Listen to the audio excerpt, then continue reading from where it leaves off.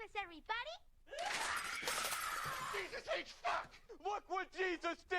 Look what Jesus did! You ever hear a Boston girl have an orgasm? Oh, yeah! Oh, yeah! Had it! Now I'm gonna stuff my fucking face with Pepperidge Farm. Shit, I gotta get to work. I don't know if I can drive. It's okay, I'll drive you. I feel fine. It's almost 10 o'clock. Sorry, it wasn't my fault. What do you mean? I wasn't really prepared for a follow-up question. Boom, that's me and Scarrett. Phone says I texted someone at 3:15 asking them to beat me up. And then at 4:30 I texted the same person saying thanks. Like one of those gay beat-up clubs or something? I know, I dig chicks, man. I don't remember any of it. I was so fucked up. I might be gay, I don't know. Hey, do you mind covering for me for a bit? I might go lay down in the john. Put the ring in her ass, let her fart it out. But you don't think she's gonna be expecting something big, do you? What, like anal? Where's my ring? Huh? Where's my ring, asshole? Where's my ring, motherfucker? Come on. Put it on my fuzzy finger, you fuck. Right, Come on. right. No, I think it's only cannibalism if you swallow. Fuck you, Thunder! You can suck my dick. You can't get me, Thunder, cause you're just God's farts.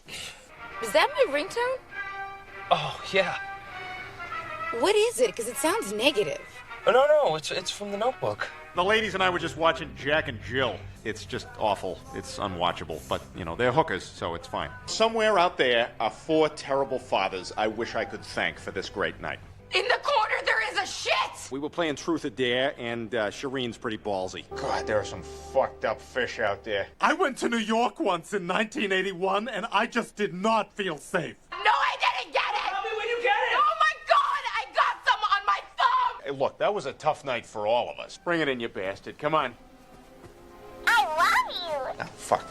Shit, sorry, that's the thing. The old... Yeah. Yeah, I know. I'm not gay. I look like Snuggles' accountant. I look like something you give your kid when you tell him grandma died. I'll tell you what I got. Your wife's pussy on my breath. Nobody's ever talked to me like that before. You're hired. Shit. And the guy said it ain't hardly had no murders in it, so that's good. Thank you very much. Please come again. We have a lot more groceries. We were together for 8 months, and then he got deported back to Iran, so I know what you're going through. Well, I guess we both lost our furry little guy. It's called mind rape. It's actually pretty mellow. Well, he only had 3 other batches. Gorilla Panic, They're Coming, and something called This Is Permanent. Come on, spark it up. You know, there's an Asian family living next door, but they don't have a gong or nothing, so it's not too bad. That's lucky. Yeah, it is. I fucked her with a parsnip last week, and I sold the parsnip to a family with 4 small children. I'm promoting you. You got a lot of problems, don't you? Are you out here all alone? You know, you're never alone when you're with Christ, so, no. I can offer you $6,000 in railroad bonds. You know, since I just returned from active duty in the Civil War, that actually sounds very appealing. Did you really just fart? Yeah, but I pushed it that way with my hand. I wonder who's gonna hit first. Do not add up. Who did this to us? This is art. Get it? And as one gentleman to another, I just want to say, I really hope you fucking get Lou Gehrig's disease. Johnny, I got so much energy. We better start doing stupid shit. Look, Johnny, if we're ever gonna get serious about opening a restaurant, we gotta start planning it now. Italian. Italian, yes. Jews are welcome. Well, yeah, I mean, why wouldn't they be? Exactly, that's what I'm saying. Yeah, but why even bring that up? You don't bring it up, you just let them in. Right. Good. Okay. No Mexicans, though. All right, okay.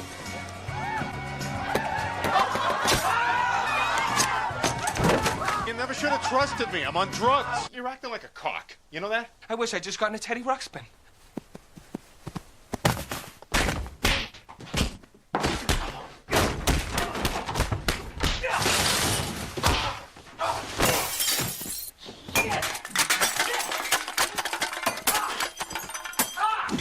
Fuck, man!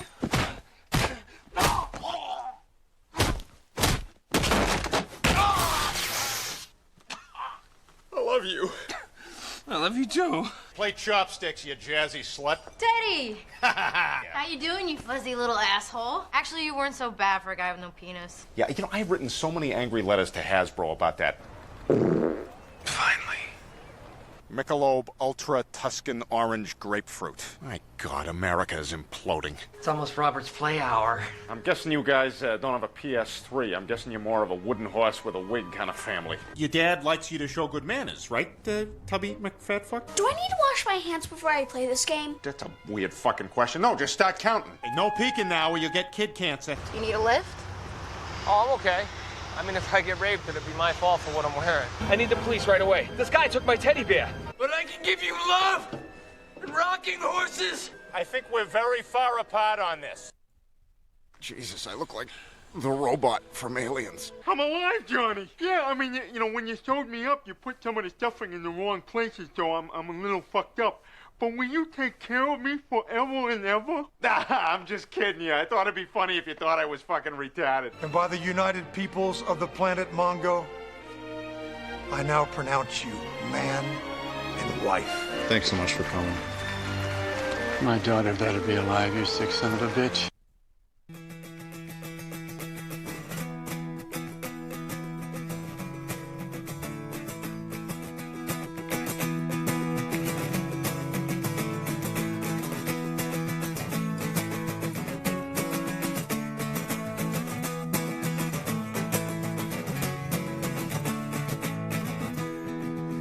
I've been down, wandering past 2nd Street and looking at the ghosts of you and me, and thinking back on all those memories of how we used to be. Yeah, I'm still here, and I hear those voices over the noises of the breaking glass. Yeah, and all those plans we had to get us through, they're never coming true. And I hope that you won't forget, 'cause I'm hoping you know that I can clearly see the ghost of you and me. 'Cause I'm just a mood on memory, and you're still alive, yeah, and I'm still getting by on these dead-end streets. The ghost of you and me, yeah, I'm still talking. I talk of what we'll do to the ghost of me and you, 'cause I'm still looking back into the past when we were all we had. And I hope that you won't forget, yeah, 'cause I'm hoping you know that I can clearly see the ghost of you and me. 'Cause I'm just a mood-on memory, yeah, and you're still alive, yeah, and I'm still getting by on these dead-end streets. The ghost of you and me, the ghost of you and me, the ghost of you and me.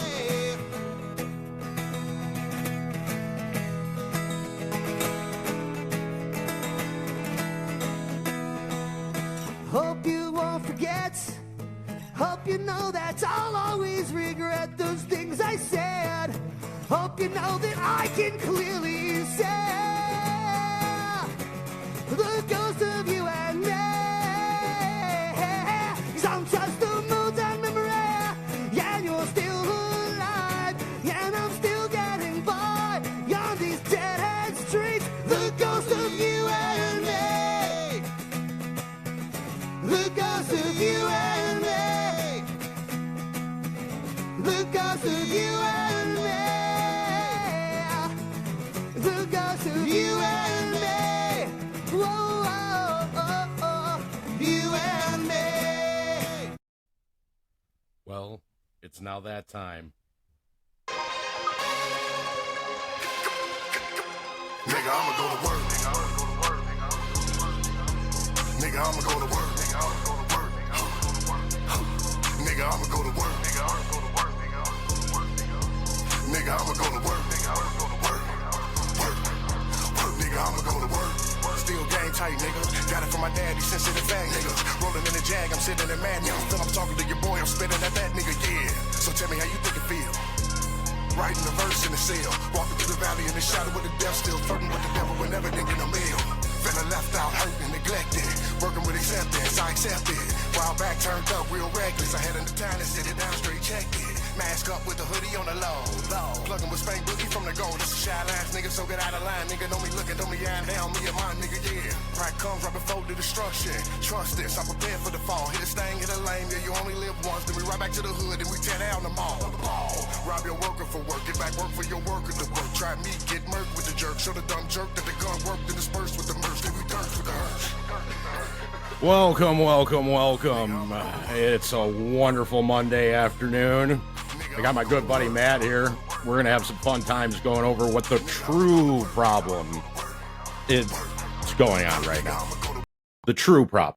Because there's so many shiny things around you. You have Warren Buffett that's coming out and talking about how he paid $5 billion to the federal government for their taxes. You got these ebbs and flows in the marketplace that are happening roughly around the same time of the FOMC meeting and Japan discussing what they're going to do. Are they actually going to separate and do what none of us expect them to do, which is raise rates in Japan? Right? Who knows? It's all an interesting conundrum, but it's a great tug of war, I can tell you that much. But Matt, how are you, my friend? I'm good. I just want to add one of the other shiny things that I saw today. Oh, I like shiny. Berkshire Hathaway has 25% of his portfolio held in cash, which means that he probably had 10%, scalped about 15% of his profits off a market that's at profits of X times its earnings. So it's like the big news, no news of the day. Correct. Absolutely. Great. He has trillions of freaking dollars in investments, but he scalped 15%. Yeah. Added 15% in cash liquidity to his portfolio by taking profit. Jesus, he's such a criminal. Oh, yeah. No, but, it's just being convicted in your decisions. That's as simple as he put it. It's called everything I own is up. Let me take some of this and put it off to the side for a minute before I lose the profits that I have. Oh, yeah, like with like Coca-Cola and Apple and I mean, he owns everything. Who he doesn't have to do dick. Yeah, he owns like 50,000 shares of something. God forbid he sold 1,000 of them. Oh, I mean, but the funny thing is that they'll take that, they'll spin it the way they want to spin it, and then make it look like, oh my God, the world's coming to an end. When the guy owns more than God. Something tells me he figures the cash is better than holding Japanese bonds, though. Oh, anything's better than holding those bags of trick ponies. Let me tell you, those are just absolute crap. And I mean crap. But like I was saying, you're in a tug of war match. And it is the US versus Japan. Basically what it is. And it's terrible to think that way, but it's because they're an ally, quote unquote. But it's going to come down to who's going to save their economy. Well, and that brings me to my next thought. Everybody has this contemplation that he's saving up cash because there's something he's interested in buying. Well, maybe he's looking at Citadel saying, I might be able to afford that here soon. Oh, for sure. I think it's a total process of a takeover aspiration. And so I'm sure Berkshire would love to be a market maker. Oh, I'm sure they would. I'm sure they would love to have control of all of it. I mean, people don't go into business without making a profit. And he just happens to own everything, so he might as well make profits on everything. So if he can go ahead and just, hey, you know what? I don't like how you're doing shit, Citadel. Hey, let me just go ahead and I'm going to buy you out and do a hostile takeover. He could do the exact same thing that Porsche did to Volkswagen. They're just pissed off that he didn't lend the shares out for interest profit to somebody who probably wasn't going to be able to pay him back anyway. No, I guarantee you they are.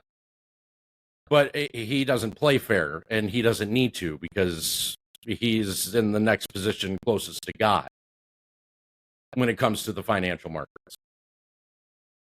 I mean, for being 96 years old and you basically control everything, I mean, he does. Pretty sure the SEC and regulators are getting pretty expensive these days, too. Oh, yeah. You know, I think they've upped their ante a couple of percentage points. We can go off of that. Well, what we are going to be talking about is an interesting rabbit hole that I went on. This is in regards to economics. This is in regards to currency swaps, how they're actually able to go ahead and perform the tricks that they've been doing. Some of these tricks, like with random ass equities, like aka Mega 7, that continuously go up, and how some of these other equities that you've never heard of just all of a sudden have value and they just pop up out of nowhere. I'll be able to explain all that for you. I'll also be able to show you how it is a teeter-totter, it is a tug-of-war match, and whoever gets over the line, the economy blows up. They're respective. So, without further ado... Before you move on, I got a question. Go ahead. You think NVIDIA ships more chips or more drugs? Drugs. 100% drugs. There's no way... dude, even when we did their earnings, the last time that we did them, their sales are non-existent. They're all preemptive sales that haven't closed. And all they've been doing is basically playing the game of, okay, we're going to continue to repurchase our shares once it gets close enough to the peak to make it look like it's legal, quote unquote, and keep on repurchasing it so it's a constant gamma squeeze.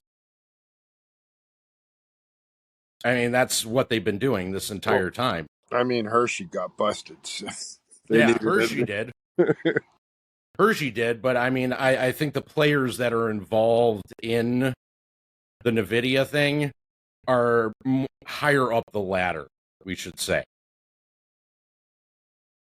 So that's the real problem. So why does this want to refresh now? We're not doing that. See, I thought that too. Mm-hmm. Yeah, it's just... It is a constant... NVIDIA's all fake. Every bit of it. And what's more shocking to me is that you just heard that, Warren Buffett going ahead and talking about him selling Apple. What's Apple doing right now? I have no idea. I bet you they haven't gone down. Apple actually went up, at least last I looked, before the weekend. I don't know what it did today. It was up 6%, I think, on Friday. Now I'm curious. Apple is down $1.67. And how many shares did they sell? Like 180,000? I don't think $1.67 is anything. I think that's just a small drop from what it went up on Friday.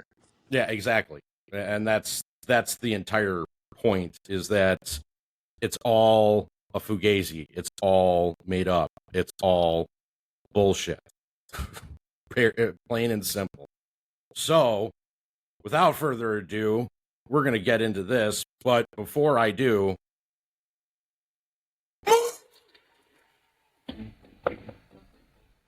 Welcome, AMC, to Mortal Kombat. Our fighters, Bank of Japan's Governor Kazuo Ueda versus Head of the Federal Reserve, Jerome, Mr. Burns, Powell. who's going to get that fatality. Yeah, had to do the joke there. Sorry.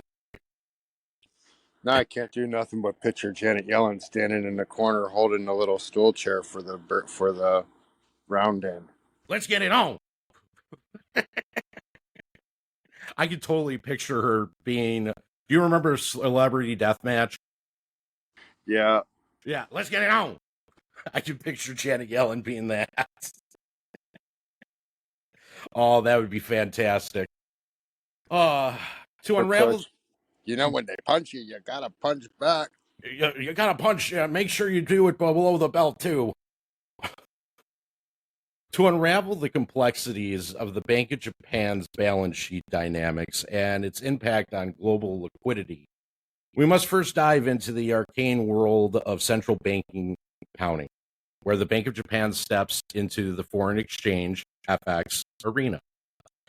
It sets off a chain reaction that, while seemingly contracting its balance sheet, paradoxically injects liquidity into the financial system.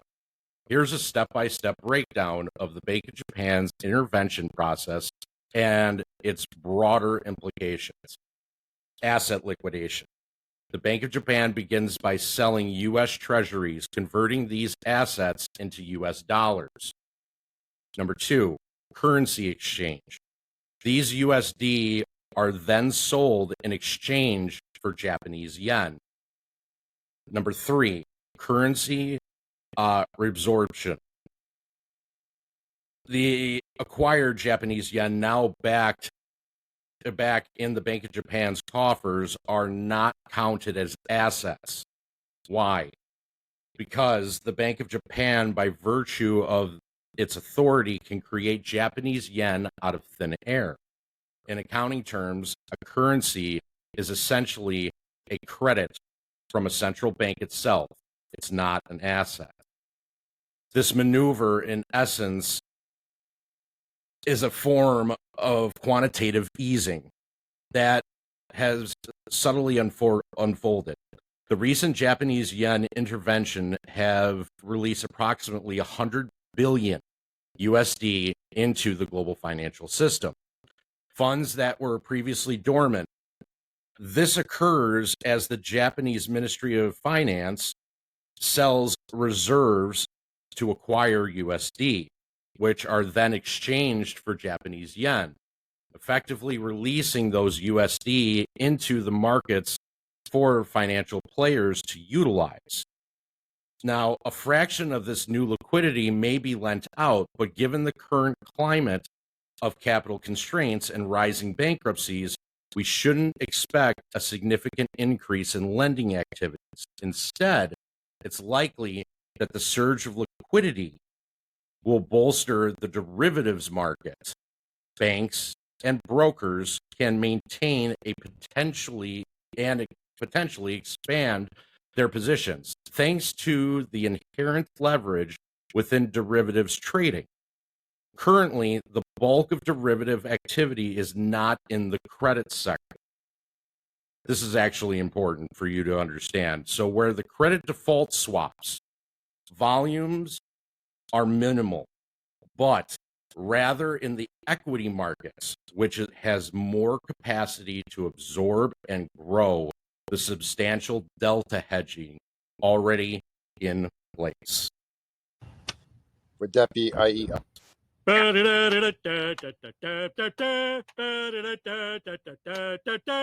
Welcome to Walk Off Homer. This is Homer Simpson, the rudest dude on the inner tube. They say Muhammad Ali was the greatest of all time, but he never fought Cassius Clay. What was he afraid of? Boom! Hot take! And how come in basketball they use the basket all the time, but you could literally play football without any feet? This show sucks. I can't believe he's wasting Flanders' Wi-Fi on this. Here's a few things that bug me. How can they call traveling on a home team? Why is soccer so stupid? How can they play hockey in a garden? Why can't golfers carry their own clubs? Lazy jerks. Mouse poo? Were you hilarious?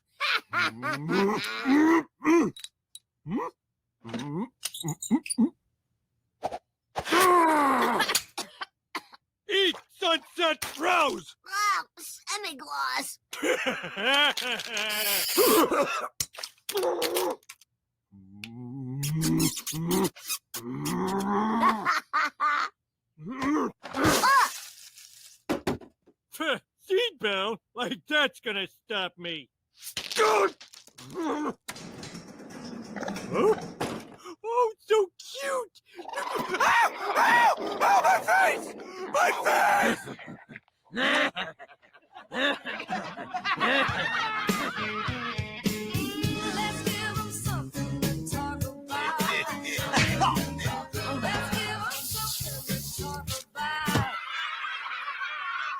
What the hell's so funny?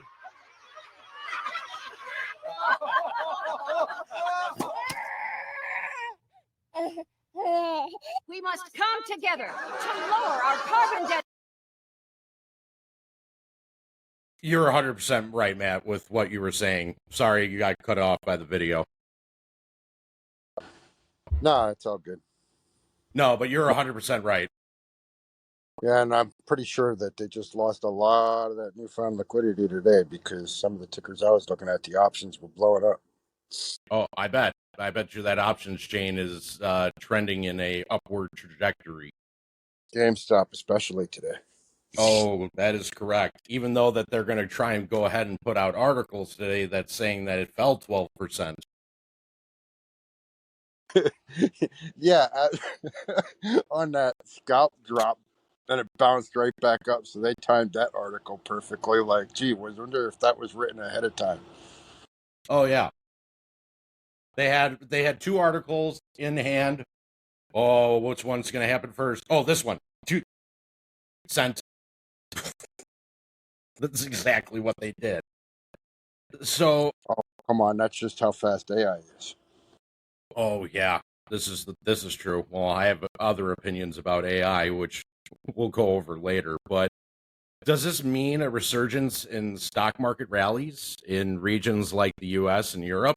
It's possible, but the sentiment is shifting. Many institutional investors are adopting more defensive strategies, reducing leverage exposure, which suggests we might see a period of sideways market movement until the next significant macroeconomic event, likely a credit event. It's going to occur. Despite the influx of quantitative easing, interest rates are expected to continue their ascent. This is important. So I've spoken for 2.5 years, Matt, since you've known me, I've spoken about a credit event because it has to happen. The credit event has to happen because your true numbers of GDP and CPI have to be shown. You can't continue to play this game of creative writing department and propping up certain numbers to make it look good for the current administration. You just can't. It's impossible. They're all going to laugh at you. Oh, yeah. I mean, it's laughable. But what do you think this credit event is? I can tell you one big thing, and especially where all these bonds are tied into commercial real estate. And guess when the hold to maturity loans come due? End of June till July is when all the hold to maturity loans come due. Yeah, because that was the rollover dating on the mid-year. Correct. So now you wanted that nuclear bomb. You got one. That is your nuke. I mean, where are they going to? They can't hide it anymore. You're not going to be able to hide that. But if you've seen The Big Short, I would rewatch it again. And the only reason I'm telling you to rewatch it again, because it literally is put on replay just now. The exact same thing. Because eventually it's going to come to pass where Jerome, Mr. Burns Powell, is going to have to go ahead and actually do what he should have done in 2008, which was crash everything. And I mean everything. Because only the rich got richer during 2008. Of course, a bailout was a huge reason as to why, but they continued to change reform, get rid of laws that basically put restraints on these type of things to keep the wealthy wealthy. And now it all has to go boom. All of it. On one hand, Japan's reserve sales exert upward pressure on yields, while on the other, the newly released dollars could rekindle inflationary pressures. As witnessed last year, this dynamic complicates the Federal Reserve's position, with rate cuts becoming less viable due to these inflation concerns. Moreover, the U.S. Treasury quarterly refunding announcement revealed higher than expected requirements due to lower tax revenues. Let's think. No one has money. So they're not getting no one's paying their taxes. What's interesting about that portion of it is that the amount of taxes that were supposed to be collected in April is down 44%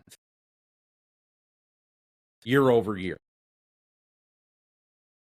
You're almost at a 50% cut of what the federal government should have taken in for taxes.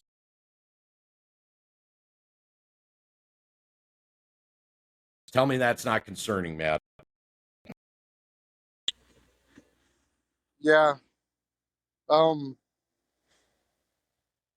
kind of missing some of it. I got something going on at the moment, but I'll be back into the conversation in about 2 minutes. Sounds good. So, with them having problems with not collecting taxes, they're not making any money. The government has no money. So, they have to keep on playing this game of tug of war. So, the U.S. will need to issue more bonds to cover a rapidly expanding deficit, further driving up the yields. Your inversion is ridiculous. And this is not a stable economy in any way, shape, or form.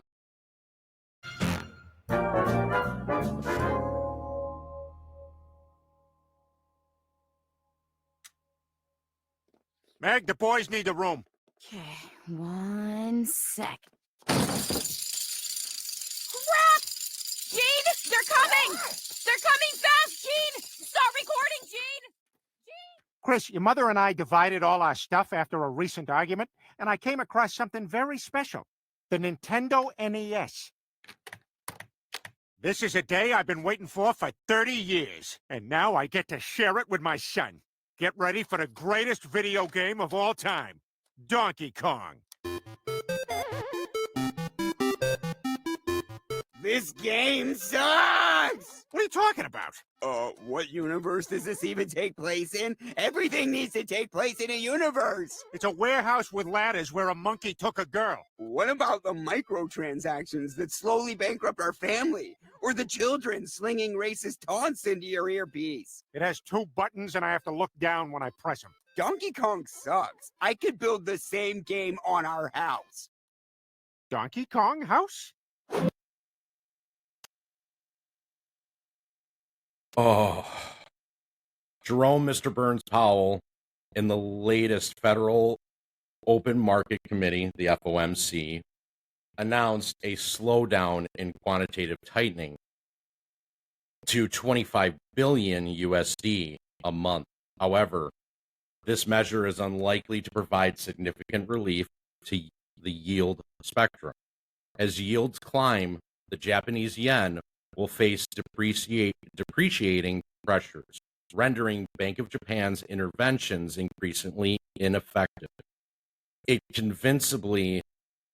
convincible that the Bank of Japan may resort to a rate hike in a bid for temporary stabilization, but such a move would only offer fleeting respite.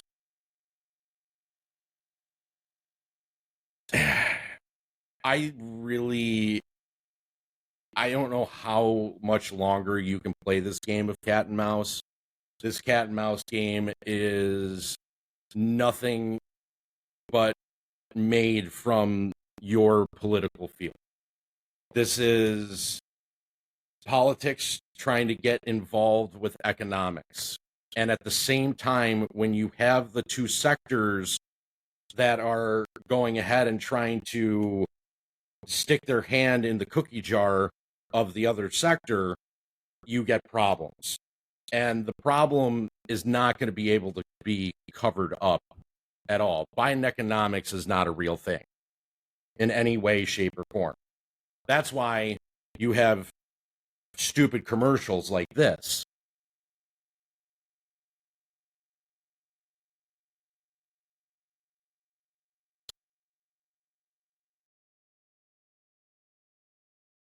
Like, oh my God, Security James, thank you for showing my commercial. Well, since it is Friday and tomorrow is Saturday and the day after that is Sunday, I'm here to talk about a new product from the Biden Glide family of products. Like, okay, like, oh my God. I am Kamala Harris, like the Vice President of America. Like, you didn't know that. If you remember, I'm the Vice President that said in a public address that it would be a good thing to eliminate half the world's population for my real bosses, the WEF. Ooh, shit. I really shouldn't have said that. But because I did say that, maybe I should use this new product from Biden Glide called Pucker Up Buttercup Hemorrhoid Cream. Like, being the vice president is extremely hard, and from all the chafing I deal with on a day-to-day basis, Pucker Up Buttercup Hemorrhoid Cream helps shrink your problems down. Like, if you didn't need any more convincing to use Pucker Up Buttercup Hemorrhoid Cream, we use this on President Biden after every oopsie moment he has. Like surgeon's general warning, like these products may cause runs with your running mate, and like, trust me, you don't want to clean up those runny depends. It is like way more fun to change a runny diaper of a 2-year-old. Like, it's not so fun changing the diaper of an 81-year-old president. Like, if you call within the next 15 minutes, we will give you an extra bottle of Pucker Up Buttercup Hemorrhoid Cream, and for the first 46 callers, you will receive the special prize of a like autograph book from my real ruler. I mean, my boss, Klaus Schwab, titled, How I'm Trying to Take Over the World Completely Free. So call now. Like, that is all the time I have. Security, James, I just got the text from Klaus saying how much trouble I am in. Like, okay, bye. Good old Pucker Up Buttercup Hemorrhoid Cream. Let me tell you something. It is, I mean, people are going to need it. They're absolutely going to need it. You can't be dipping your hands in this pie from a political side just to make yourself look good to try and get reelected. This is a big problem. A big one. So, the Bank of Japan's FX interventions, while reducing its balance sheet on paper, have counterintuitively introduced substantial liquidity into the global financial system. This liquidity, rather than fostering widespread lending, is anticipated to support the derivatives market, particularly in equities. Wow. Meanwhile, the upward trajectory of interest rates continue unabated, fueled by Japan's reserve sales and the U.S. fiscal needs, setting the stage for a potential credit event and further complicating the Bank of Japan's intervention strategy.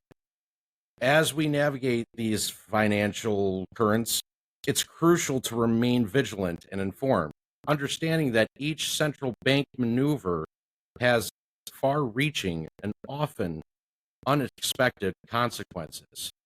But wait, there's more. In the intricate ballet of global finance, the Bank of Japan finds itself performing a precarious pirouette. The possibility of a panic-induced rate hike by the Bank of Japan looms on the horizon, a move that could offer only short-term relief. In the longer term, the Bank of Japan may be compelled to conjure more Japanese yen to finance the burgeoning cost of government debt, effectively monetizing a growing volume of Japanese government bonds. There's no fairy dust that's being sprinkled on these bonds. None at all. This isn't the Tinkerbell that's going to go ahead and basically sprinkle some magic fairy dust on these bonds and expect the problems to go away. Because all of these bonds are tied into your commercial real estate bonds, along with your residential or your mortgage-backed security bonds. So not only do you get 2008 all over again, that was just residential. Now you get commercial and residential. And who better to explain it than that?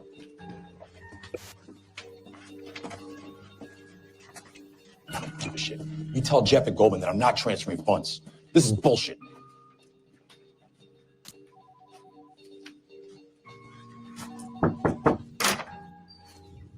Okay, we'll talk later. Thank you. Thanks for coming so quickly, Mark. Yeah. I know you've been hearing rumblings about some losses Morgan has suffered. Congratulations. On what? Oh, thanks. Having fun? Yes. Tons. I just wanted you to know that yes, Morgan has suffered some losses, but our liquidity is strong and there's no cause for concern. Would Benny Klieger be concerned? Because word on the street is that he took some pretty heavy losses. Kathy, come on. We know each other. What's going on? How bad is this? Okay. 2 years ago, Benny Klieger in Morgan's bond department also started shorting subprime housing, $2 billion in triple Bs. Benny is smarter than I thought. No, he's not smart at all. The premiums on the swap ate into his desk's profit. To cover his triple B shorts, he sold a lot of A and AA swaps as protection, a lot. He believed that there was no way that they could be affected. Tell me Morgan Stanley doesn't hold the contracts on these swaps. Holy shit. All this time I've been trying to figure out who I'm betting against, and it's Morgan Stanley, which is me. What's your exposure? 3 billion? Please don't tell me it's more than 4. I can't answer that. I can't answer that. Yes, you can answer that because I walk in here and people are crying in your hallway. Kathy, you bring me in to tell me everything's fine and everything's not fine. What is happening? The long exposure is 15 billion.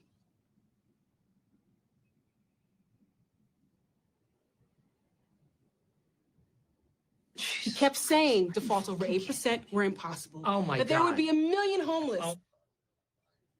Yeah, but we have nothing to do with Morgan Stanley. Yeah. Tell the bankruptcy court. Morgan fails, all our accounts go on their balance sheet. It's just crazy. Morgan's makes the suckers bet and we pay their fucking gambling debt? Short the bank stocks. We wait. Or we sell our swaps when the market opens. We get our bonuses, our investors get their profits. We get 30 cents on the dollar. Not bad. We're 3 times that. Not if there's no market left to sell them in. Forget it. We're not giving out any lifeboats. Mark, if Morgan goes under, we end up with nothing. Vinny. Jesus, come on. I say when we sell. Look, I get that this is personal for you. but we have a fiduciary responsibility. No, we don't. Nobody's acting responsible. Fuck responsibility. Are you kidding me? The assholes at the big banks. I want to take. We're talking, please. Excuse us. We're going to wait, and we are going to wait, and we are going to wait until they feel the pain, until they start to bleed. That is what I want. But what about our clients who've entrusted us with their savings? I say when we sell. This isn't about you. This isn't about you. Hey, You're up beside Mahogany. Hey, I say when we sell. Whatever you say, Mark.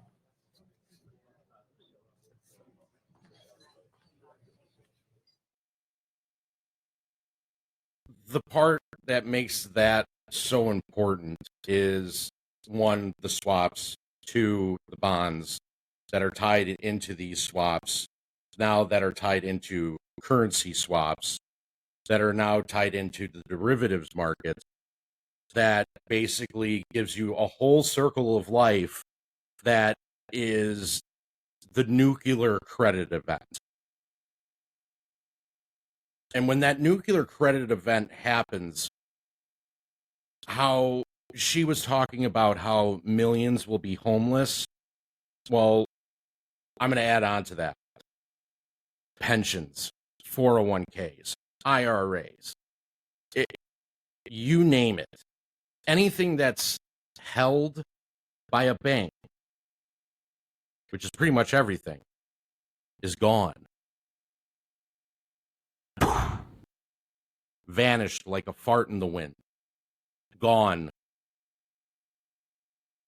The minute that you go ahead and you deposit money into the bank is the minute that is the bank's. The bank can use that towards collateral. They can use that for liquidity purposes. They can use that for whatever they need. Whatever they need. So your auto loan, your credit cards, your mortgage, all of that's tied into it. So now this is all credit that they have to use at their disposal to go ahead and make sure that they have the margin for their positions. But now, as you've learned from up above, the tug-of-war match between Jerome Mr. Burns-Powell and the Bank of Japan, and why they're able to go ahead and do this. Because every time that Japan uses USD to convert into the Japanese yen, the USD doesn't just, it's not collateral. It has to go somewhere.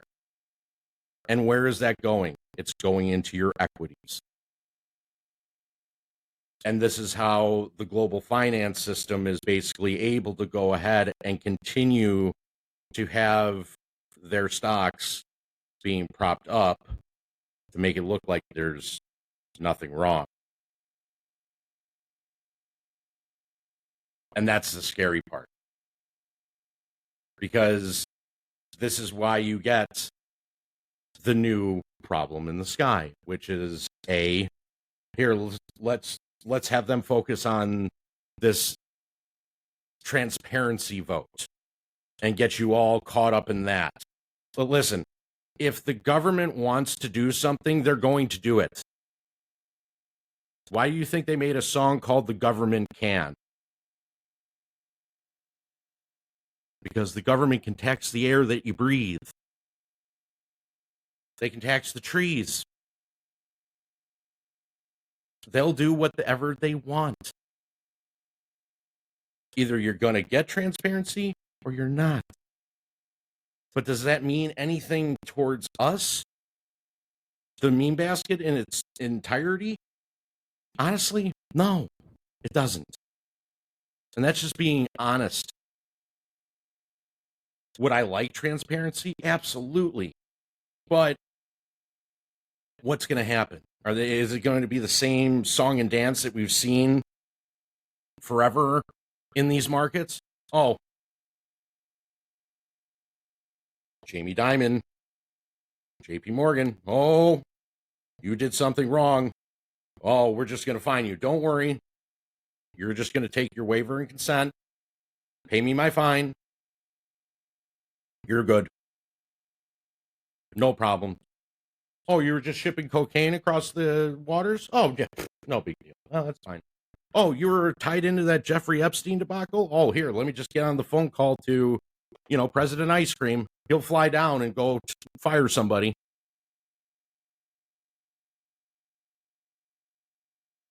Funny. That's exactly what happened. And that's exactly what the government's going to do. They don't want you focusing on the real issue at hand. This, what I'm going over and trying to teach you, is the issue at hand. Because this will expose the world's economies. Period. There's nothing more than that. And I've said it since day one. There will be something outside of the markets in the economy that is going to cause this thing to blow up. And you're staring at it. It is right there in your face.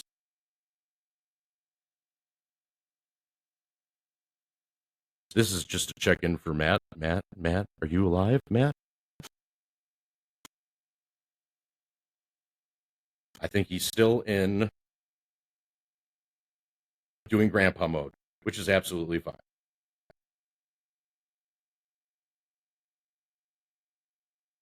The monetary maneuvering is set against the backdrop of the U.S. Treasury buyback strategy, which under scrutiny appears to be an exercise in futility. The Treasury faces a paradoxical task of issuing new debt at higher interest rates only to repurchase older debt issued at lower rates. I talked about this before also. That's why if you go ahead and lower rates, you're still not making any money. And the banks aren't able to turn a profit because you have all this old paper that have ridiculously low interest rates and no one can afford to get new loans. Plus you're stringent on new loans, so the banks can't get any money. So guess what they got? I'm rubbing two pennies.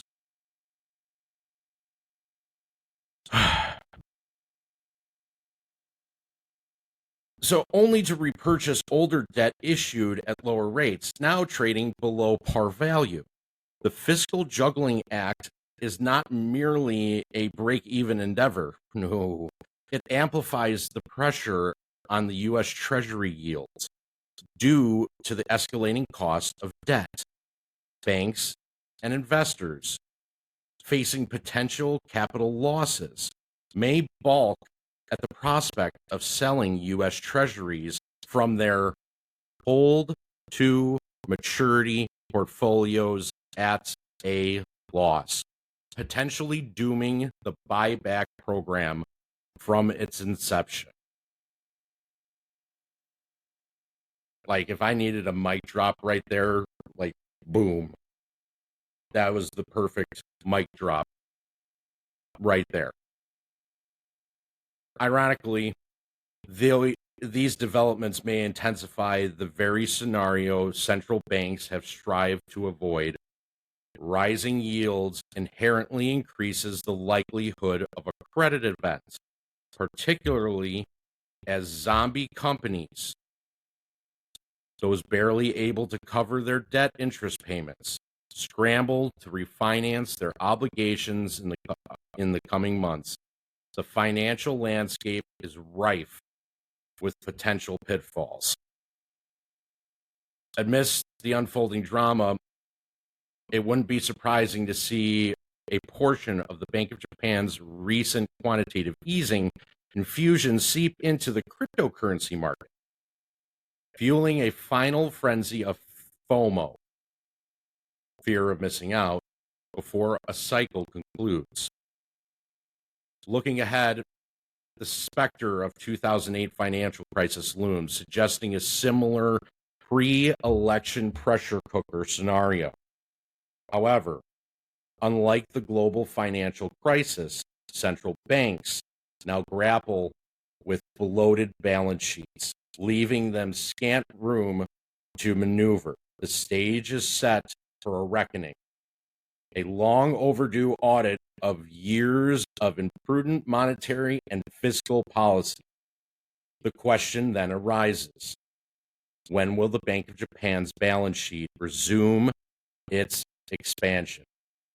The answer lies in the utilization of the Japanese yen amassed through FX interventions. When the Bank of Japan deploys these funds to purchase the Japanese global bond assets, credit towards the government distinct from their Bank of Japan itself, the balance sheet will once again swell. Hey, there's a bubble. How do you know? Trust me, call Venet, buy 50 million in swaps on the MBS. What do we got? Garibaldi 4 triple B. Mark, you sure? Yeah, it's time to call bullshit. Bullshit on what? Every fucking thing.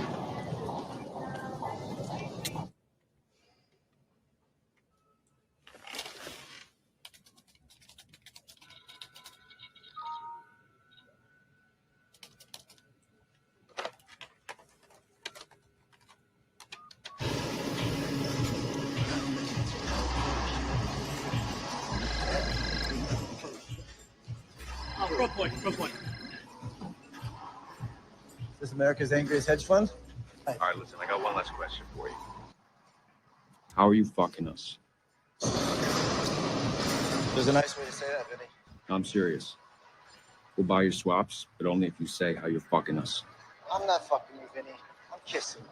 I'm looking deep into your eyes as I make love to you, Vinny. I'm handing you the deal of the century on a fucking platter. What do I get out of it? Easy. I got a $20 million a month negative carry. I got bosses trying to pull the plug because they think I'm out of my fucking mind. All right? We make this trade, those problems aren't so big anymore. And sure, swaps are a dark market, so I set the price. Whatever price I want. And when you come for the payday, I'm gonna rip your eyes out. I'm gonna make a fortune. But the good news is, Vinny, you're not gonna care because you're gonna make so much fucking money. That's what I get out of it. Wanna know what you get out of it? You get the ice cream, the hot fudge, the banana, and the nuts. Right now I get the sprinkles, and yeah, if this goes through, I get the cherry. But you get the sundae, Vinny. You get the sundae. All right, I buy that.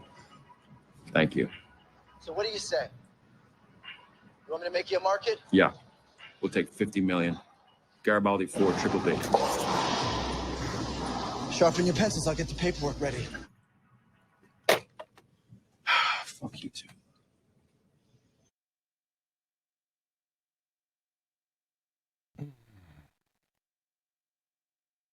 Consider the dynamics of the central bank foreign reserves. When a central bank acquires reserves in foreign currency, that liquidity remains a part of the financial system in theory, as it represents a credit between central banks. However, in practice, it is a sideline from active circulation. Central banks are not in the business of trading or repurposing their reserves for profit. Central banks are not in the business of trading or repurposing their reserves for profit. Understand that, with notable exceptions like the Swiss National Bank, which operates akin to a hedge fund. Thus, when foreign reserves are exchanged for foreign currency, which is then sold off, that currency re-enters the global financial system, effectively boosting liquidity. Imagine a dam holding back a reservoir. The water is present but contained. When the floodgates open, the water flows downstream, becoming actively part of the river's ecosystem once more. when we peel back the layers of the Bank of Japan's balance sheet, we uncover a narrative that defies initial impressions. A superficial glance might suggest that a dip in the balance sheet signals a contraction in liquidity, but no. This is merely an accounting phenomenon. In reality, such interventions by the Bank of Japan leads to an increase in global liquidity. And where does that liquidity go? Here's a more detailed exploration of this process. The accounting facade. The dip seen in the Bank of Japan's balance sheet is an accounting entry that reflects the immediate aftermath of currency intervention. It does not represent a true withdrawal of liquidity from the global financial system. Instead, it is a redistribution of currency types. Fewer Japanese yen in circulation, but a compensatory influx in US dollars, USD. Liquidity dynamics. Post-intervention, the Japanese yen may be monetarily reduced in circulation, but this is offset by the release of USD that the Bank of Japan had been holding back. Akin to the dam. I've been listening, and I just want to add in there too with them balances and the accounting adjustments. Like you have to consider that balances aren't necessarily a reflection of an influx or outflux of cash, but rather a balance of the movement of money. So just because the balance value goes down or up doesn't necessarily mean the inflow or outflow of money is equivalent to the balance difference. Correct. It's there is no balance, and thank you for explaining that, because that was actually an important point. So, akin to the dam releasing water, this surge of USD into the global market increases the overall funds available for investments and trading, potentially invigorating markets with fresh capital. Remember, the money's got to go somewhere. It doesn't just sit there on the books and say, hey, I got all this liquidity and credit. No. Can't do that with foreign currency. No, and actually, I can do a quicker example of that would probably be more digestible. So you have your broker account, right? You have the amount of dollars you invested for the amount of shares that you have. Now, your account balance fluctuates with the value of your holding, but your gain loss total is based off the initial deposit value used to create that portfolio position. So, correct. And a balance reflection on that balance sheet would reflect a gain or loss in value, but the inflow of money remained the same unless you actually deposited or withdrew some of that some of that reflected balance from one point in time to another. Correct. And so, but the money still has to, even if you were to withdraw it, the money can't be withdrawn because this is between central banks and it's foreign currency. Right. So the difference between your current balance and the actual amount of money that was put in at its current value is still in the system. It's just a matter of who's in custody at the time, and it's not you right now. But if the account balance value goes up of your position value, then it's a transfer of that monetary deposit that you initially put back into a balance value on your account, which means that it's just that initial bottom line actual money investment being moved and swapped around from one institution to another through derivative swap contracts until the actual position closes, which is the other side of everybody's equal sign against that cash balance.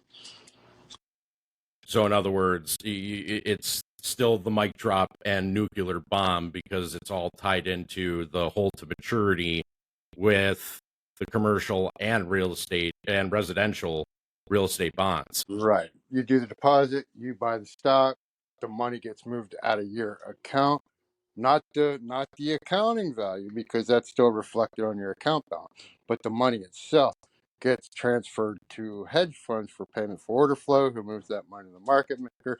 Everybody's reflecting their cut of that money as a payment for services, whatever, right? Or scalping the spread price difference for filling the order.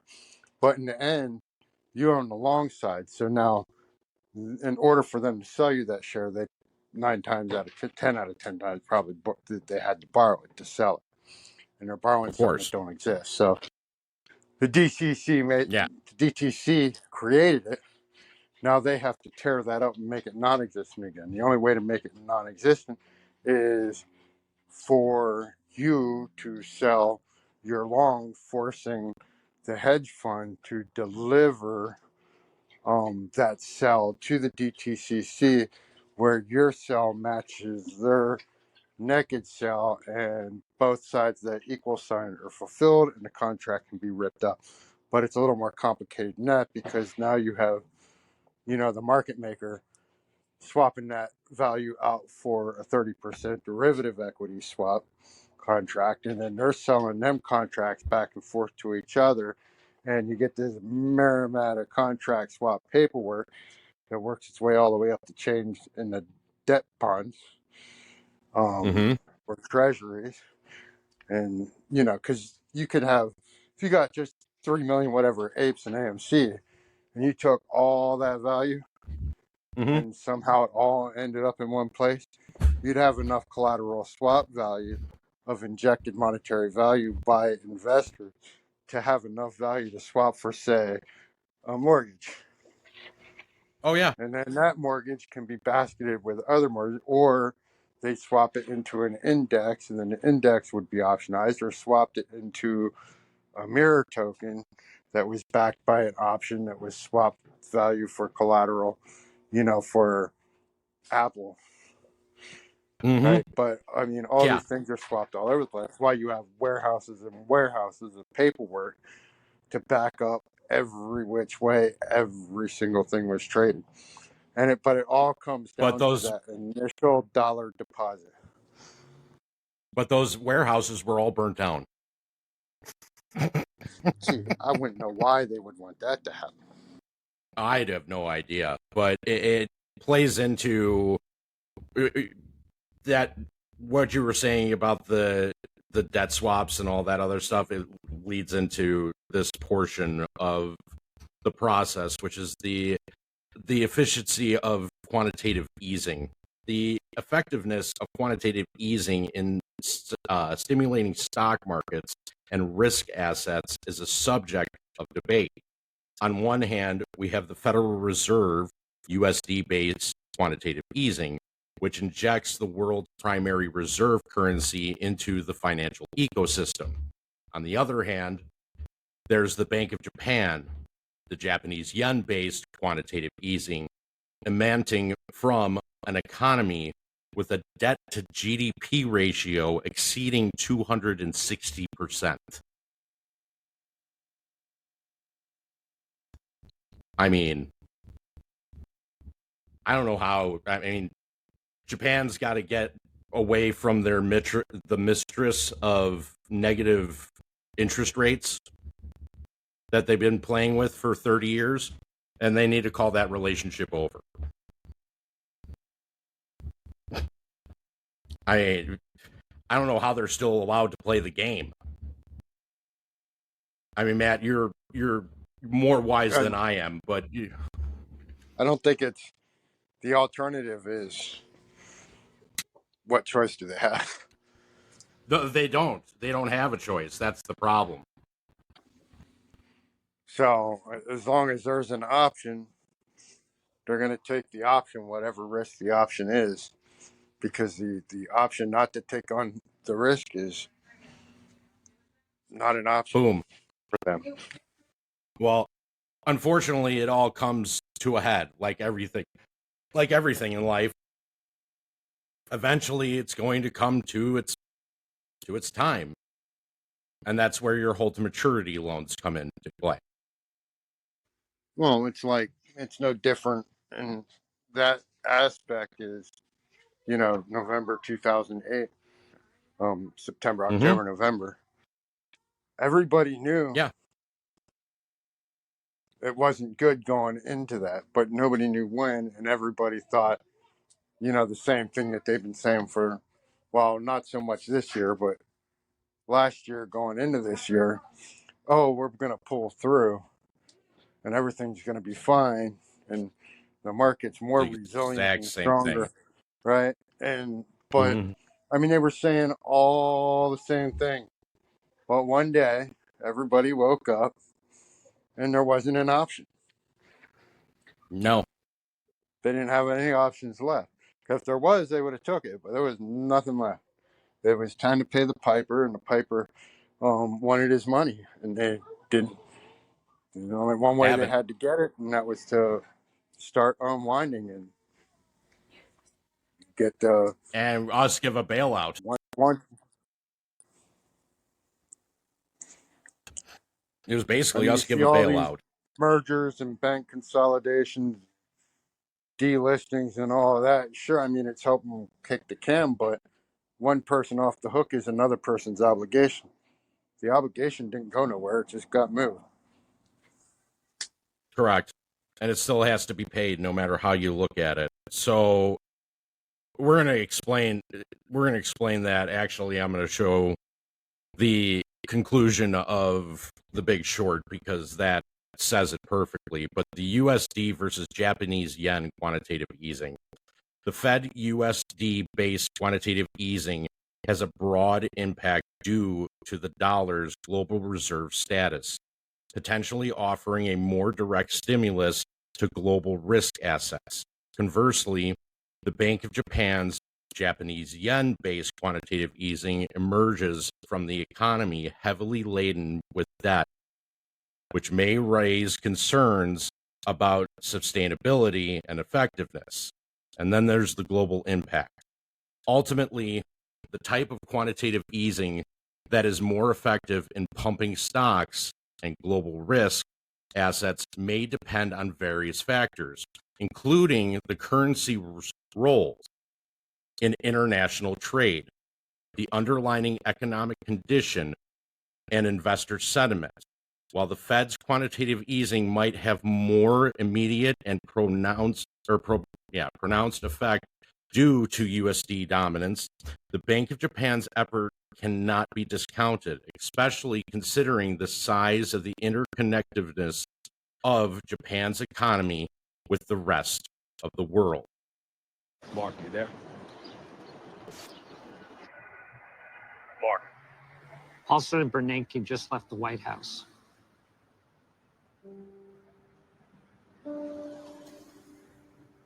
There's going to be a bailout. Well, they had to. Right? I mean, paper markets would They collapse. knew. Cash would stop coming out of ATMs. They had to backstop this. They knew the taxpayers would bail them out. They weren't being stupid. They just didn't care. Yeah, because they're fucking crooks. But at least we're going to see some of them go to jail. Right? I mean, they're going to have to break up the banks. I mean, the party's over. I don't know. I have a feeling that in a few years, people are going to be doing what they always do when the economy tanks. They will be blaming immigrants and poor people. But Mark was wrong. In the years that followed, hundreds of bankers and rating agencies executives went to jail. The SEC was completely overhauled, and Congress had no choice but to break up the big banks and regulate the mortgage and derivatives industries.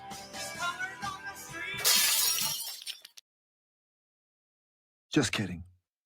Banks took the money the American people gave them and they used it to pay themselves huge bonuses and lobby the Congress to kill big reform. And then they blamed immigrants and poor people. And this time, even teachers. And when all was said and done, only one single banker went to jail. This poor schmuck, Kareem Sarah Geldin from Credit Suisse. He hit a few billion in mortgage bond losses. Something most of the big banks did on a good day during the crisis. Mark, can we sell now? I mean, the fund will make almost $1 billion. You'll clear 200 mil, Mark. You know, once we sell, we'll be just like the rest of them. You know that. No, we're not. We're not the bad guys here. We didn't defraud the American people and prey on their dreams of owning a home. Right? They did. Now we get to kick them in the teeth.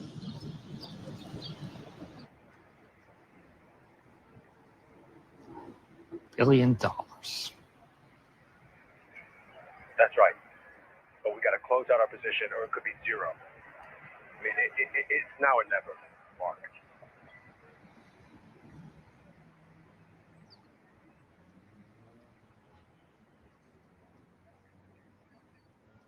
Okay.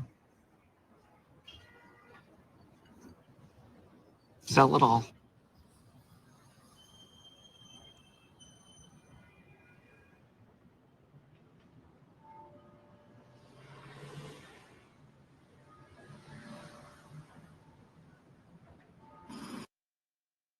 The problem that you have in this situation is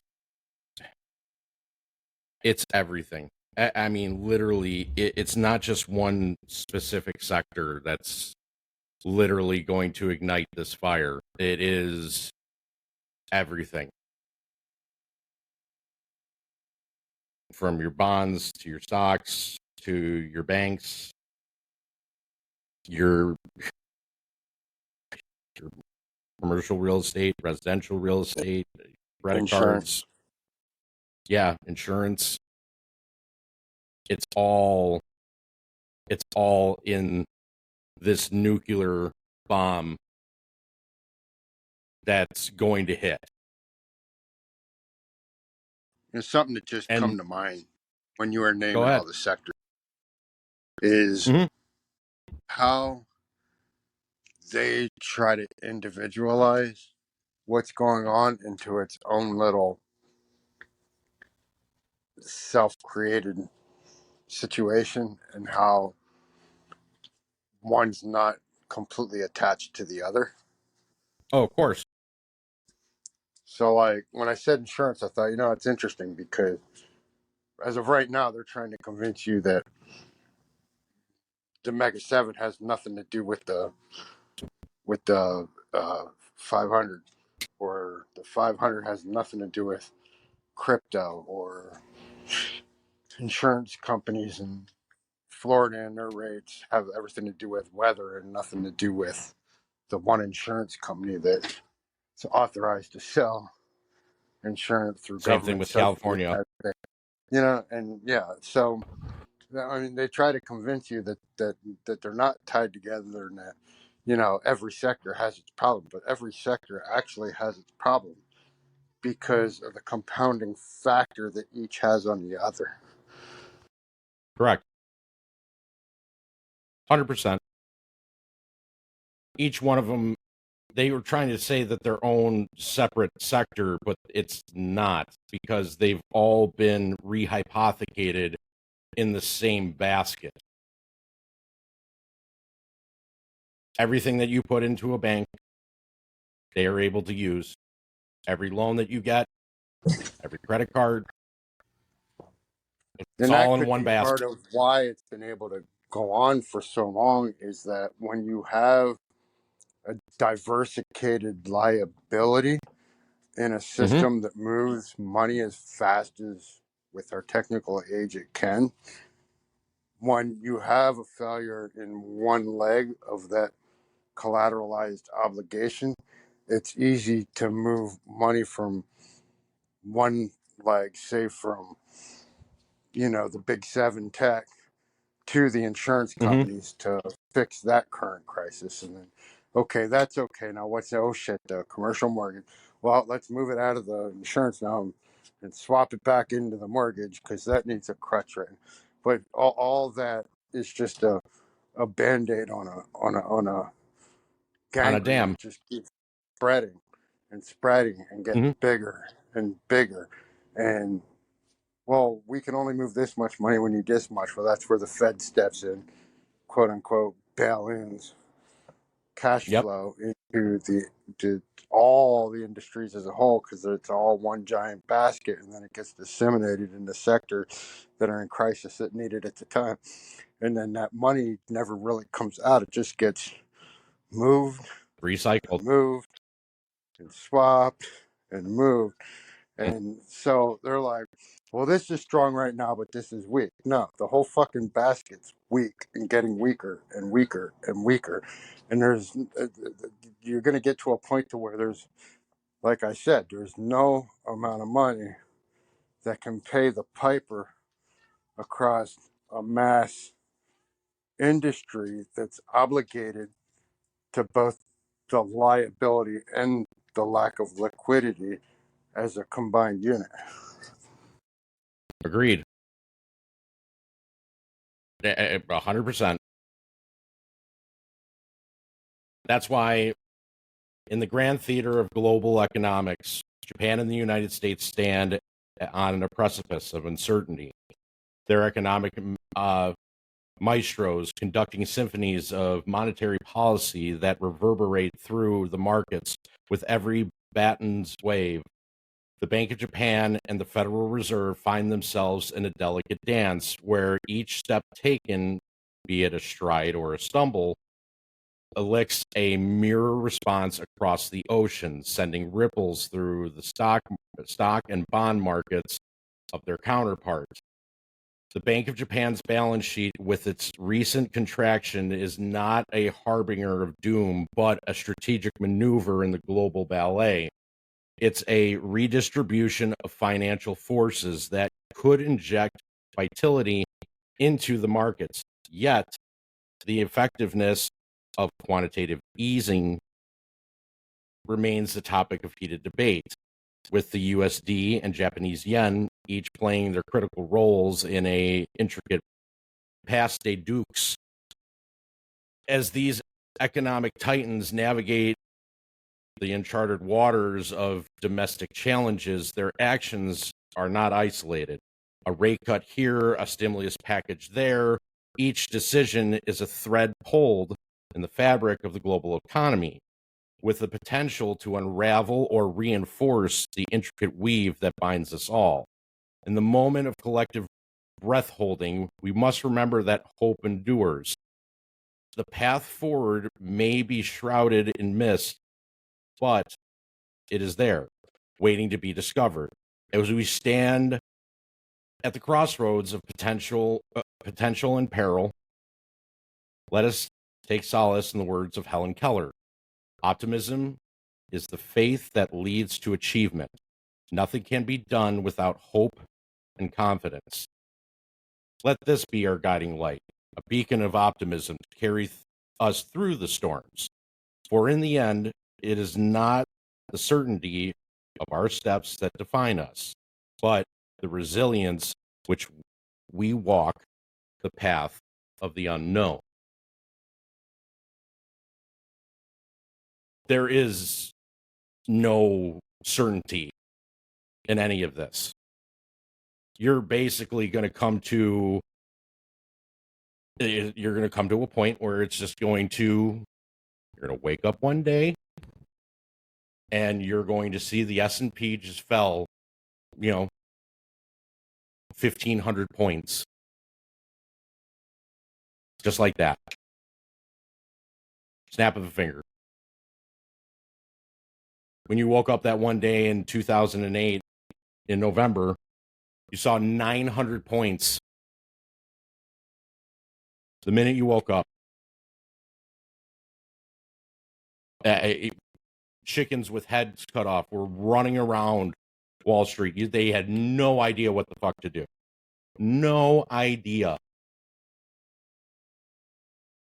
And they're just going to here. They literally rewound to that exact point, go into the future to now, and they're just going to hit play again.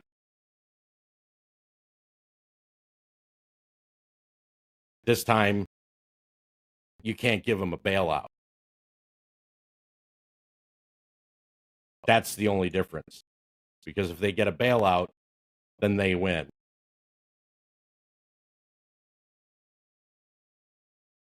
That's the only other way to look at it, unfortunately. And with that, I bring you the Dum Dum of the Week award. When I grow up, I want to be a principal or a caterpillar. All right, first academic alert. Wiggum, Ralph. No, Ralph. This means you're failing English. Me fail English? That's impossible. And just because I run in front of cars, just because I put food on my head, people think I'm not smart, but I'm stupid. I've been stupid since the day I was born.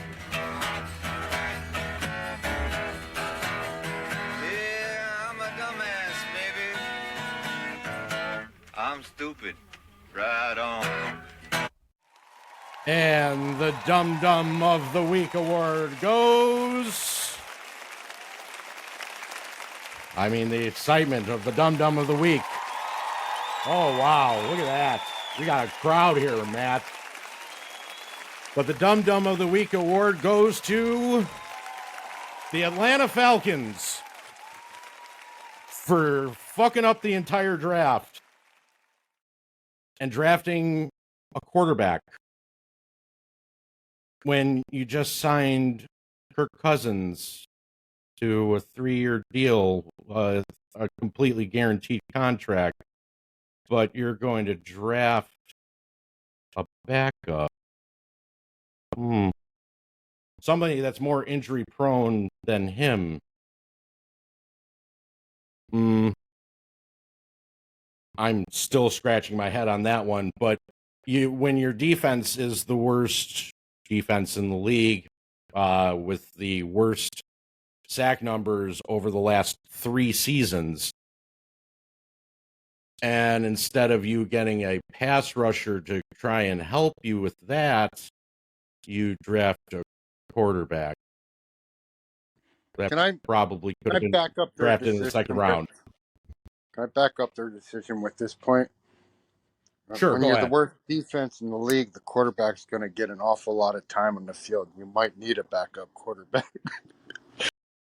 I maybe, but at the same time, I mean, that's what I can come up with. That's it. That's what I got. See, I would have been fine with the pick if it was, if the quarterback they drafted wasn't 26 years old and is going to be sitting behind Kirk Cousins probably for 2-3 more years. So you're telling me he won't see the field until he's 28, 29?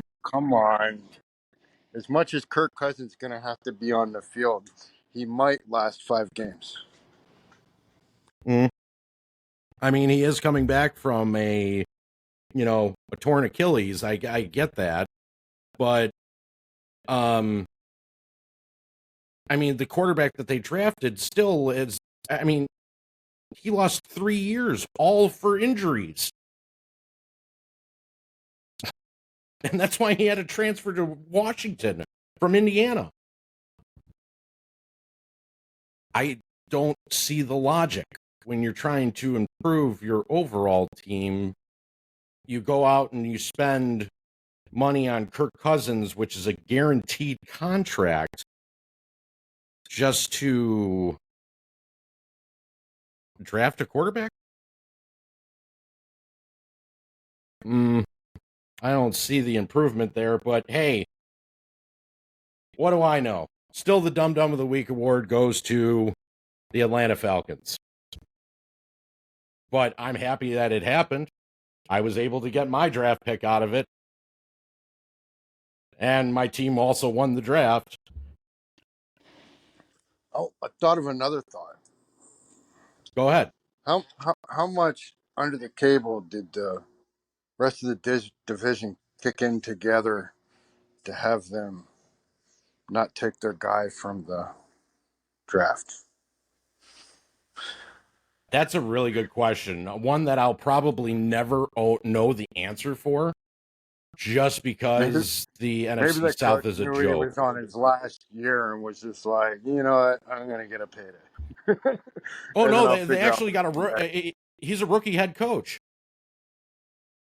for the Falcons. Yeah, new head coach. I don't know if they got a new GM or not, but I know it's a new head coach. And I guess rookie is as rookie does. Yep, exactly. But you know, hey, I know I just gave Kirk Cousins. I think now I want to look up what his contract was. Kirk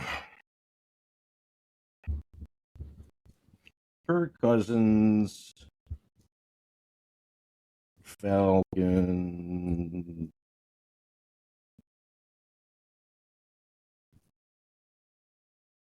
Contract. Here we go. Let's find out. $180 million with $100 million guaranteed for 4 years. So your rookie quarterback that you drafted won't see the field until 30.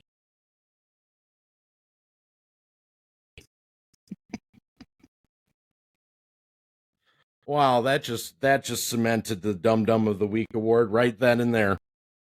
4-year deal, $100 million total guaranteed. All I know is that Kirk Cousins is the genius of the NFL quarterbacks.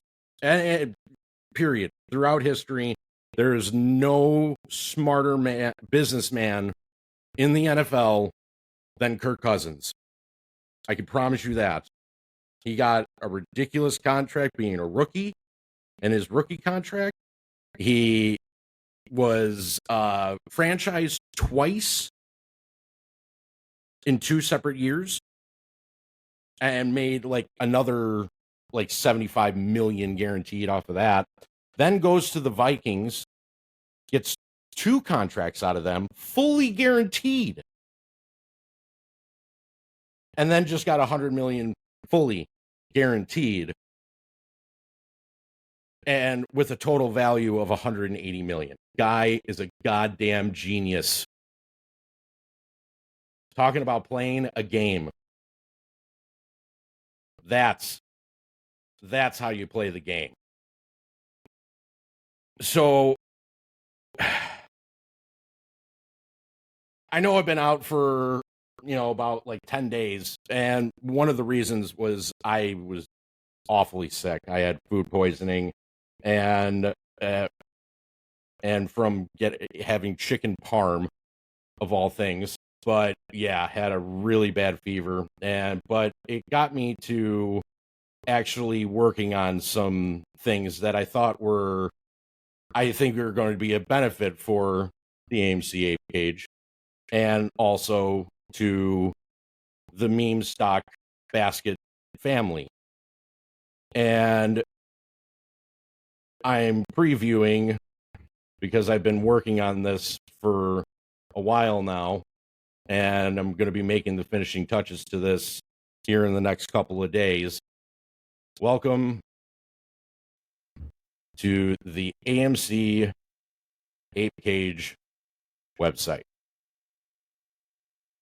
where you guys are basically have everything at your disposal, a safe haven for all of you, where you can basically have your DD. If you find anything, you can put it up in a forum. You can go ahead and have group chats. We're going to develop a way for us to do space calls on here, where you don't have to worry about any type of shills, any type of bots, any type of infiltrators that are trying to ruin your space, not getting shadow banned or anything of that nature, but giving the meme basket holders a safe haven for you guys to be able to go ahead and have your discussions, keep on going ahead and speaking and talking and, understanding, learning together, and going ahead and finding the DD and basically portraying it to your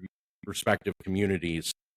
And this is And at the same time, you also get to have all of our podcasts, and you're able to go ahead and share that all.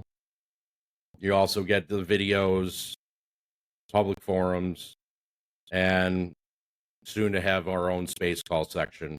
And this way I can give this all to you, the meme family of stocks, a safe haven for you all to be able to learn and grow within these markets together, all of us, because we only win as if we are one. And this is what I've been working on. So I should have this thing up and going here probably in the next 10 days. But I thought it was a good thing for the meme family to have at their disposal. Like I said, a safe haven. Don't have to worry about being shadow banned or not having your information seen, because they don't want you to inform others, where knowledge is power here. And I want you all to learn, and I want you all to grow. And that's the most important thing when it comes to playing the markets and growing as retail investors. So, wanted to show you all just a little sample of what I've been working on. And then, which led to my next topic, which is kind of in my final words. And Matt has his opinion about this, but I'll read mine and then he can fill in when he needs to. As we close the chapter on today's discussion in the AMC page, let's address the pressing issue that looms over the horizon of our job markets. The rise of artificial intelligence, AI. The integration of AI into businesses is not just a technological leap. It's a seismic shift that promises to reshape the landscape of employment as we know it. The relentless march of AI innovation means that many roles traditionally filled by humans, accountants, customer service representatives, relationship managers, and more, are at risk of automation. AI systems, with their capacity to work around the clock without pause, offer companies an alluring proposition: the same work for a fraction of the cost. This transition, while economically rational from a business standpoint, carries profound social implications. Those where jobs are automated may find themselves adrift, lacking the financial means to retire and compelled to seek employment in sectors less susceptible to AI disruption. Yet, the harsh reality of supply and demand looms large, potentially driving down wages as competition for these positions intensifies. Ironically, it's the very nature of many blue-collar jobs, their complexity and nuanced human touch required, that may safeguard them from the robotic grasp of AI, at least for the foreseeable future. However, this is a cold comfort for those facing diminishing wages and consequent decline in savings and consumer spending. Governments and central banks may find themselves cornered, forced to issue stimulus payments to offset the losses of income and to monetize growing deficits. As wealth begins to concentrate in resource-rich nations, the value of fiat currencies may wane, prompting a shift towards commodity-based or precious metal settlements. The road to a new balance of geopolitical and economic forces will be challenging, involving deep changes along the way. We might witness the formation of social strata, like historical periods where wealthy classes were supported by workers from poorer backgrounds, widening the gap between richness and poverty. The stratification and reoccurring motif throughout history often arises during periods of significant change, such as the one we are poised to enter with the advent of AI. As we navigate this transition, it is imperative that we remain vigilant to the potential for increased disparity and strive towards solutions that foster inclusivity and equity. In the evolving landscape, let us hold fast to the belief that progress need not come at the cost of widening inequity. I'm going to conclude with a quote that inspires resilience and hope. The future belongs to those who believe in the beauty of their dreams. I don't know how I long hope. we call to be, but No, we can I do was all- just going to read it all. Here's my It's just. Go ahead. Is a baby sitting in the crib crying its eyes out. Only babies are cheaper. And going forward, it's you're looking at a baby that you're gonna have to wean and raise and deal with all the growing pains and complications that come with it till it reaches legal age of 18, whatever, which is way down the road.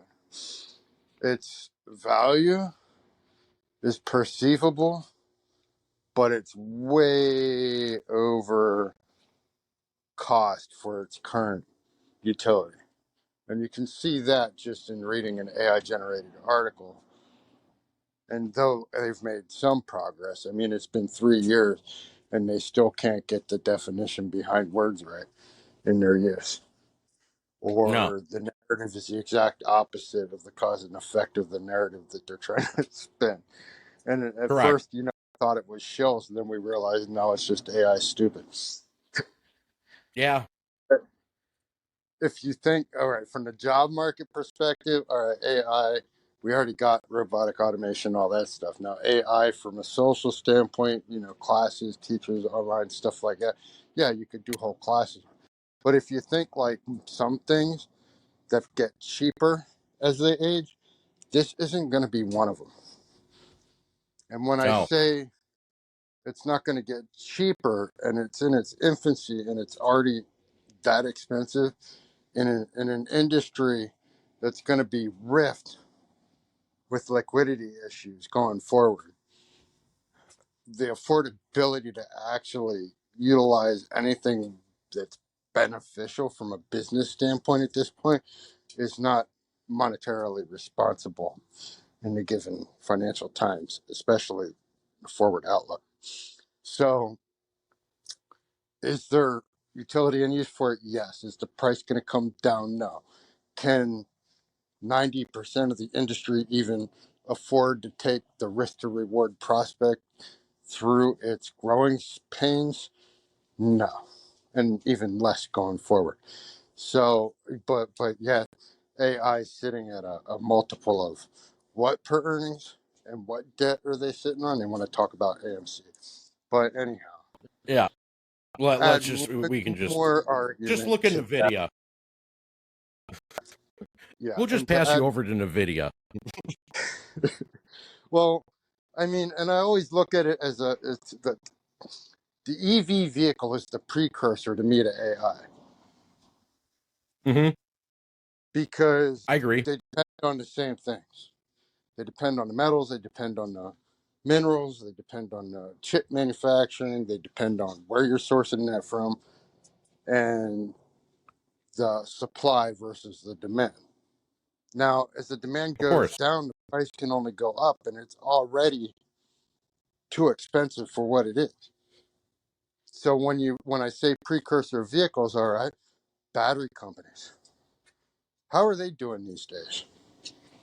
Not good. I think one just went delisted, looking at bankruptcy. I forget which one, but right, and a lot of their balance, they're looking the same, right? They can't get the materials to succeed. So yes, you're going to have a few outliers that manage to get through.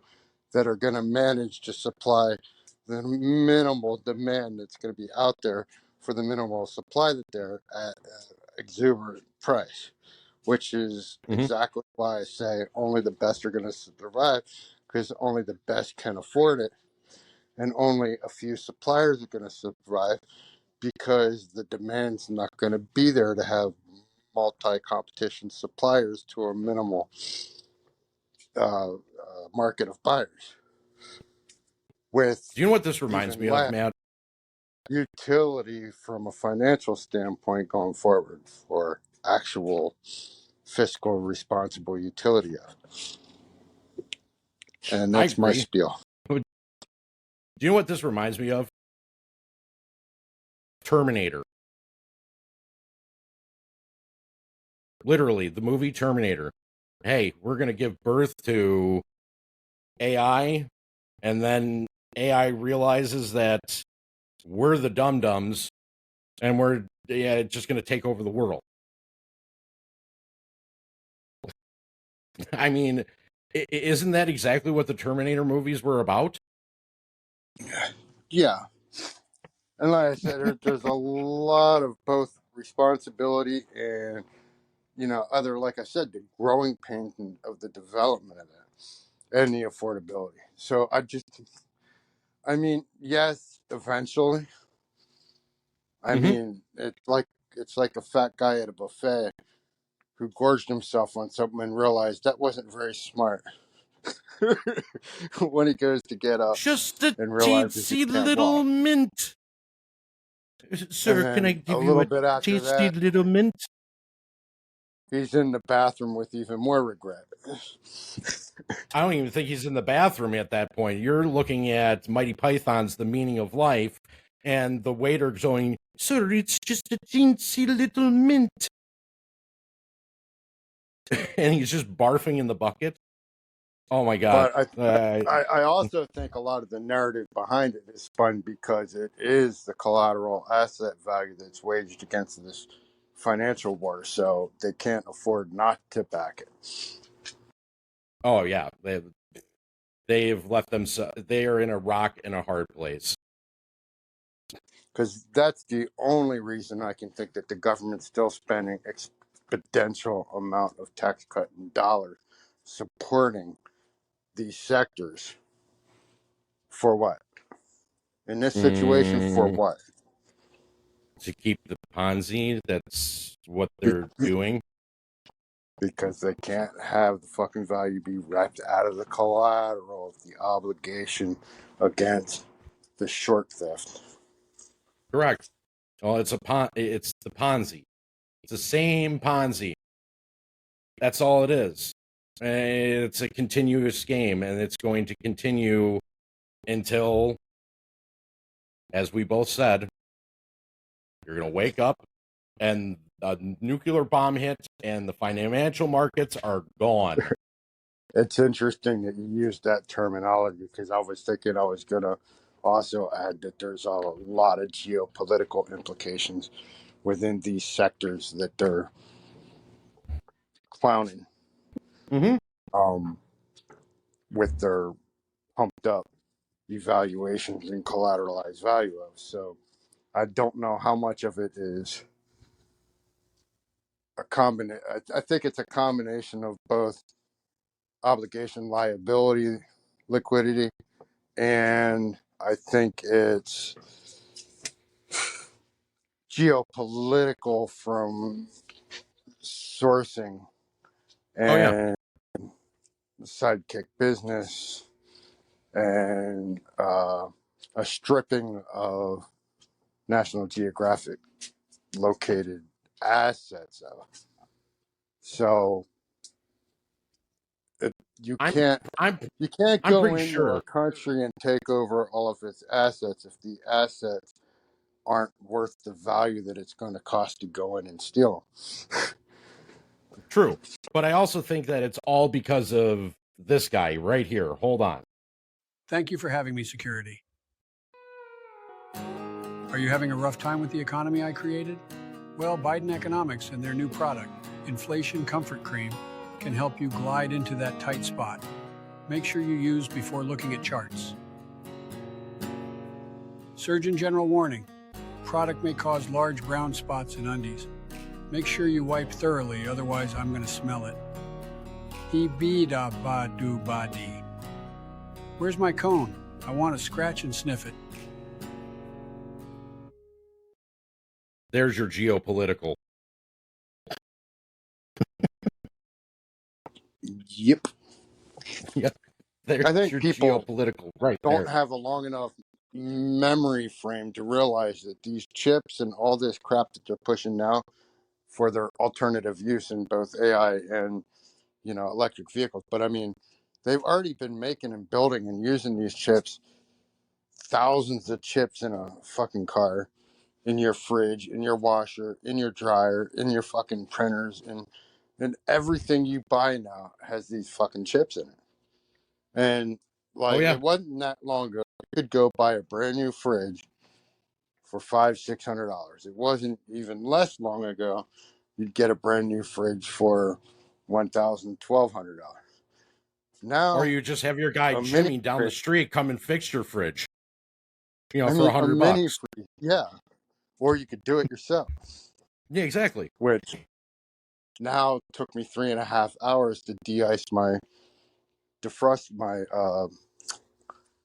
not the compressor fan, what do you call it? Condenser fan, whatever, that's inside that keeps it from frosting in the fridge. Oh, perfect. So you just fixed that? Yeah. Yeah. Oh, here you go. 2 days. Took me 2 days to figure out how to get the cover off, how to figure out how to fucking de-ice it without burning up the fucking, other than waiting for fucking 2 days for ice that wasn't melting because it's behind a shit ton of insulation, right? And then you got the fucking air codes you need to reset that don't want to fucking work, right? So then you got to unplug it, leave it unplugged for an hour before you can plug it back in. Leave the doors open. Well, it's like, I swear, Clusterfuck. and there's a joke I heard. If Microsoft built cars, you'd have to have your right hand on the antenna, your left hand on the muffler, one foot in the trunk, and the other foot on the brake before you could start the car. Wow.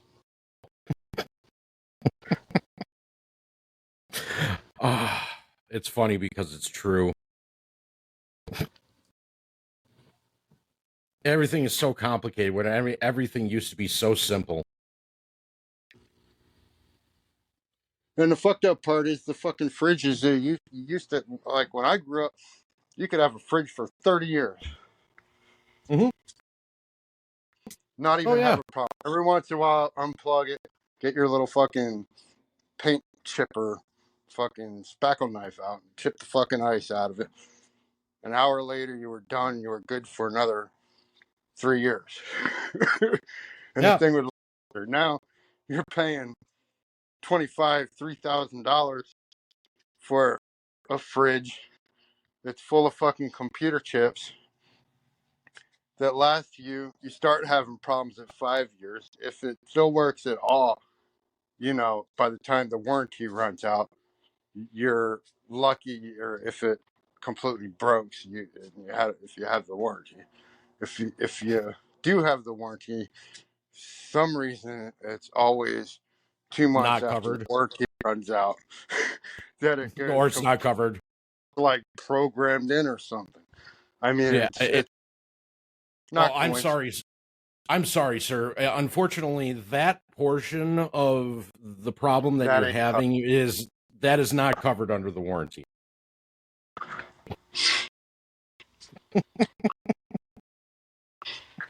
Oh, Matt, my friend, I have to say, one, thank you for coming on. I do love our conversations, considering that you would.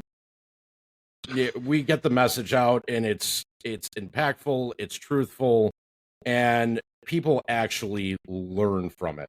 And that's the one thing that's most important to me, is that everybody's learning and growing. And I want to thank you for coming on to the show.